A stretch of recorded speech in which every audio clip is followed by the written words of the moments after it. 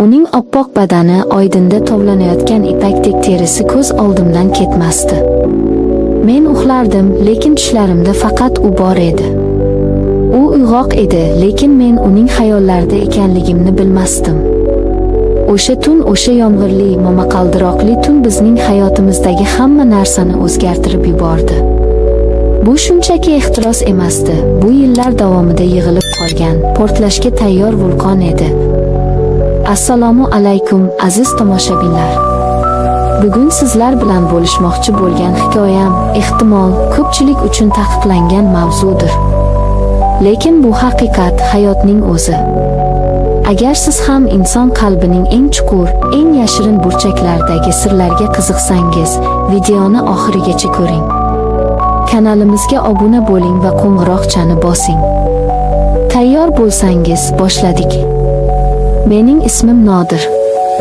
Yoshim 26 da. Bu voqea sodir bo'lganda 24 yoshda edim. Qishloqda oddiy hayot kechirardim. Bizning uyimiz amakimning uyi bilan devordarmiyon qo'shni edi.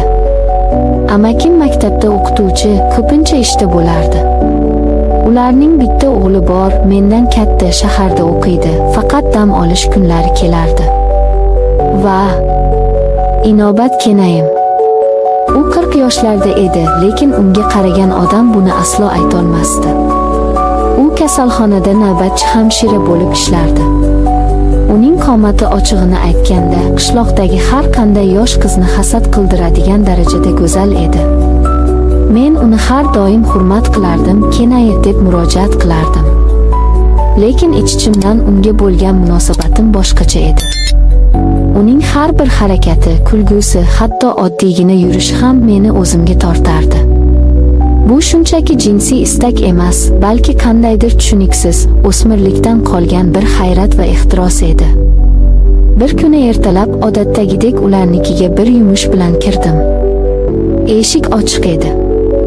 Har doim chaqirib kirardim, lekin bu safar negadir indamay kiraverdim. Dahlizdan o'tib, yotoqxona eshigini ochdim va qotib qoldim. Kenayim ishga kiyinayotgan ekan. Uning egnida faqat oppoq, nafis ich kiyim bor edi. Uning silliq yelkalari, ingichka beli va to'lishgan dumbalari ertalabki quyosh nurida shunday jozibali ko'rinar ediki, men ko'zlarimni uzolmadim. U meni ko'rib cho'chib tushdi. "Voy, Nodir! Eshikni yop" deb qichqirdi u qo'llari bilan ko'kragini to'sib. Men go'yo sehrlangandek edim. Zo'rg'a "Uzr, kenaya" deb g'o'ldiradim va eshikni yopib, shosha-pisha chiqib ketdim. O'sha kundan keyin hayotim o'zgardi.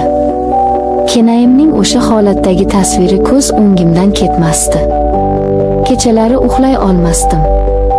Tushlarimda uning oppoq badanini silardim, uning hidini his qilardim. Men o'zimdan uyalardim, lekin bu istakni jilovlay olmasdim. Har safar uni ko'rganimda yuzim qizarib, tezroq ko'zdan yo'qolishga harakat qilardim. May oyi edi.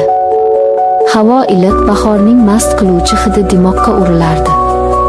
Bir kuni kechqurun amakim qo'ng'iroq qildi. "Nodir, jiyan, kenaying tungi navbatchilikdan kelib, charchab uxlab qolibdi. Mollarga o't-xashak tashlab yubor, men maktabda ushlanib qoldim, kechroq boraman", dedi u yuragim duk etib urdi. "Xo'p, amaki, xavotir olmang", dedim ovozim titrab ketmasligiga harakat qilib. Bu taqdirning menga bergan imkoniyati edi. Uyda hech kim yo'q. Faqat men va uxlab yotgan go'zal kenayim. Amakimning ishlarini tezda bitirdim. Quyosh botib, qosh qorayib qolgandi. Men sekin uyga kirdim. "Kenayi" deb chaqirdim, ovozim biroz bo'g'iq chiqdi. Javob yo'q. Yana bir bor chaqirdim. Sukunat. Yuragim ko'krak qafasimni yorib chiqayozdi. Oyoqlarim o'z-o'zidan yotoqxona tomon boshladi. Eshikni asta ochdim. U uxlab yotardi. Ishdan kelgan kiyimida, charchoqdan karavotga yuztuban yiqilgancha uxlab qolgan edi. Tizzasidan biroz yuqorida turgan yubkasi, oppoq koftasi. Uning tinch, bir maromda nafas olishi xonadagi sukunatni buzardi. Men uning yoniga keldim. Uning sochlari yostiqqa yoyilib yotardi. Men uning yoniga o'tirdim. Qo'llarim titrardi. Uning yuziga tushgan sochini sekin ko'tardim. Uning terisi shunday silliq, shunday issiq ediki, men engashib uning yuzidan o'pdim. Ohista, xuddi kapalak qanoti tekkandek. U qimirlamadi. Bu mening jur'atimni oshirdi. Men uning yubkasini sekin yuqoriga ko'tara boshladim. Uning oppoq, silliq oyoqlari keyin esa oppoq tursiga ko'rindi. Mening nafsim bo'g'zimga tiqildi. Men uning sonlarini silay boshladim. Qo'llarim yuqorilab bordi. Uning terisi mening qo'llarim ostida biroz titragandek bo'ldi, lekin u uyg'onmadi. Men uning tursigi ustidan o'pdim. Uning o'ziga xos ayollik hidi meni mast qilardi. Men o'zimni to'xtata olmasdim. Bu shunchaki shahvat emasdi. Bu yillar davomida yig'ilgan hayrat, ehtiros va balki sevgi edi. Men uning tursigini sekin pastga tushirdim. Uning eng mahram joyi ko'zlarimga ochildi. Men engashib tilim bilan u yerni erkalay boshladim. Men go'yo chanqagan sayohatchi edim va bu mening bulog'im edi. Men uning tanasining har bir nuqtasini o'pib silab chiqdim. Uning maykasini ko'tardim, lifchigini yechdim. Uning oppoq, to'lishgan ko'kraklarini qo'llarim bilan ushladim, uchlarini tishladim. Mening ehtirosim shu qadar kuchli ediki, men tezda o'zimni yo'qotib qo'ydim va bo'shandim. Tursigining ustiga. Men biroz uyaldim, lekin bu hissiyot to'lqinini to'xtata olmasdim. Men biroz tinchlandim, lekin nafsim hali qonmagan edi. Men o'rnimdan turdim, shimimni yechdim. Mening asbobim toshdek qotib turgandi. Men yana uning ustiga engashdim, uni o'zimga tortdim. Men uning tanasiga o'zimnikini ishqalay boshladim. Va shu payt u ko'zlarini ochdi. Uning ko'zlarida avvaliga tushunmovchilik, keyin esa dahshat va g'azab paydo bo'ldi. "Nodir, nima qilyapsan, iflos?" deb qichqirdi u va menga tarsaki tushirdi. Yuzim lovillab ketdi. "Tush ustimdan. Hozir amakingga aytaman. Sharmanda qilaman", deb baqirardi u tipirchilab. Lekin men endi to'xtay olmasdim. Mening ichimdagi hayvon uyg'ongan edi. Men uning qo'llarini ushlab boshining yuqorisiga qayirdim. "Sizni istayman, Kenayi. Faqat sizni", dedim ovozim xirillab. Men o'zimni uning ichiga itardim. U qichqirdi. Og'riqdanmi yoki zavqdanmi bilmadim. Men harakatlana boshladim. Avvaliga sekin, keyin tezroq. Uning tanasi mening harakatlarimga javob bera boshladi. Uning qarshiligi asta-sekin susayib, o'rnini ingrashlar va chuqur nafaslar egalladi. "Oh, Nodir, to'xta, yo'q, ohi." Uning so'zlari bir-biriga qovushmasdi. Uning tanasi endi menga qarshi emas, men bilan birga harakatlanardi. Uning tirnoqlari yelkamga botdi, oyoqlari belimga chirmashdi. Biz 20 daqiqacha shunday davom etdik. Xona bizning nafasimiz, ingrashlarimiz va tanalarimizning bir-biriga urilish ovozlari bilan to'ldi. Bu yovvoyi boshqarib bo'lmaydigan ehtiros edi. Men uning bo'ynidan, lablaridan o'pardim. "Siz go'zalsiz, siz ajoyibsiz", deb pichirlardim. Uning ko'zlarida endi g'azab yo'q, faqat tumandek shahvat va lazzat bor edi. Men o'zimning eng yuqori nuqtamga yetib keldim.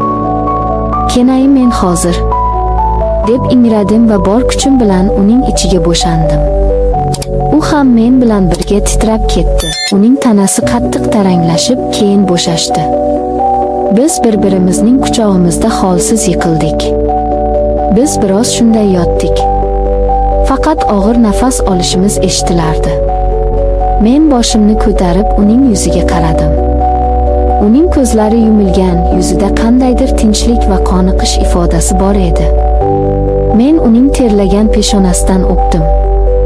"Mazza qildim, Kenayi", dedim pichirlab. U ko'zlarini ochdi. Uning nigohida avvalgi g'azabdan asar ham yo'q edi.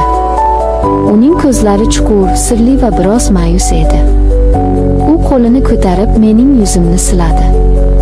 "Men ham", dedi u ovozsiz. Keyin u mening labimdan sekin o'pdi. Bu o'pichda minnatdorchilik bor edi. "Endi turaylik", dedi u sekin. "Amaking kelib qolishi mumkin." Biz kiyindik. Xonadagi havoda hali ham bizning ehtirosimiz hidi bor edi. Men eshik oldiga borganimda u meni to'xtatdi. "Nodir", dedi u menga tikilib. "Bu oramizda qolsin." Men bosh irg'adim. "Albatta, Kenay." U biroz jim turdi-da, keyin sekin qo'shimcha qildi. "Amaking yo'q paytlari kelib tur." O'sha kundan boshlab mening hayotim butunlay o'zgardi. Endi men amakimning ishga ketishini, Kenayimning navbatchilikdan qaytishini intiqib kutadigan bo'ldim.